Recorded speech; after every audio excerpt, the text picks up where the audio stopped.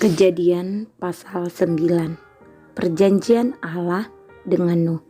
Lalu Allah memberkati Nuh dan anak-anaknya serta berfirman kepada mereka, beranak cuculah dan bertambah banyaklah serta penuhilah bumi.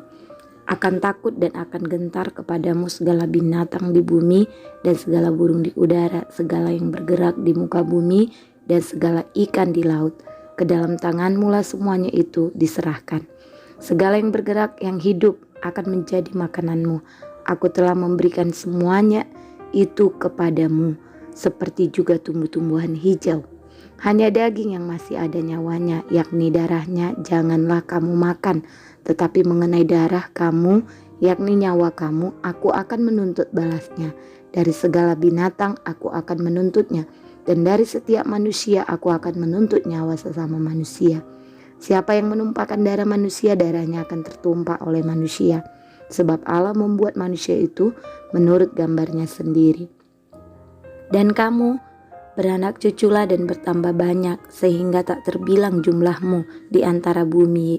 Ya, bertambah banyaklah di atasnya. Berfirmanlah Allah kepada Nuh dan kepada anak-anaknya yang bersama-sama dengan dia.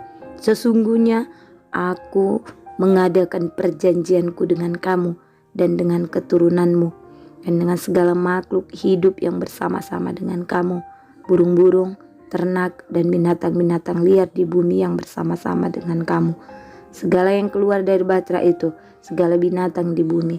Maka kuadakan perjanjianku dengan kamu, bahwa sejak ini tidak ada yang hidup yang akan dilenyapkan oleh air bah lagi, dan tidak akan ada lagi air bah untuk memusnahkan bumi. Dan Allah berfirman, inilah tanda perjanjian yang kuadakan antara aku dan kamu, serta segala makhluk yang hidup yang bersama-sama dengan kamu turun-temurun untuk selama-lamanya. Busurku kutaruh di awan, supaya itu menjadi tanda perjanjian antara aku dan bumi. Apabila kemudian kudatangkan awan di atas bumi dan busur itu tampak di awan, maka aku akan mengingat perjanjianku yang telah ada antara aku dan kamu, serta segala makhluk yang hidup, ya segala yang bernyawa, sehingga segenap air tidak lagi menjadi air bah untuk memusnahkan segala yang hidup. Jika busur itu ada di awan, maka aku akan melihatnya, sehingga aku mengingat perjanjianku yang kekal antara Allah dan segala makhluk yang hidup, segala makhluk yang ada di bumi. Berfirmanlah Allah kepada Nuh, inilah tanda perjanjian yang kuadakan antara aku dan segala makhluk yang ada di bumi.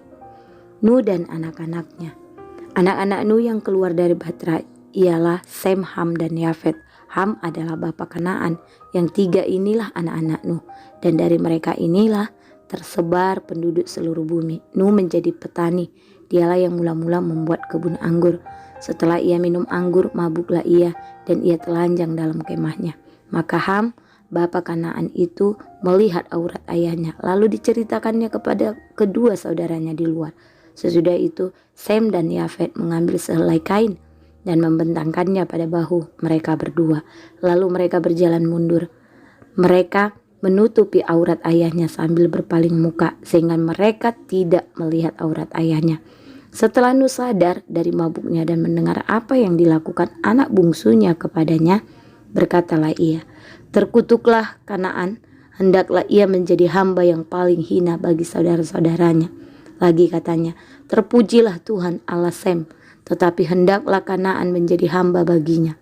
Allah meluaskan kiranya tempat kediaman Yafet, dan hendaklah ia tinggal dalam kemah-kemah Sem, tetapi hendaklah Kanaan menjadi hamba baginya. Nuh masih hidup 350 tahun sesudah air bah. Jadi Nuh mencapai umur 950 tahun, lalu ia mati.